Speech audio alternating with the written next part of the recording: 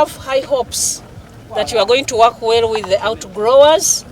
You are going to give employment to our people here in the whole of Busoga, not only in Namayingo, and again in Uganda.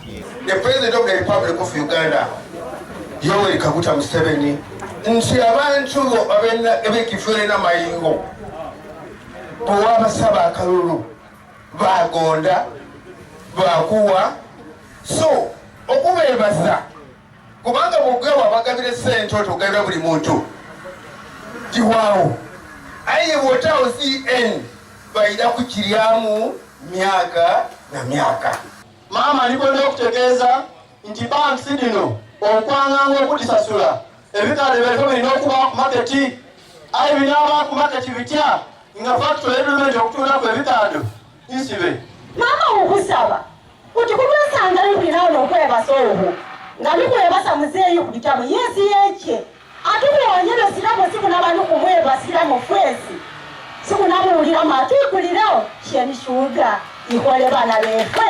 Download the app on App Store or Google Play Store now. Vision Digital Experience, the future of media.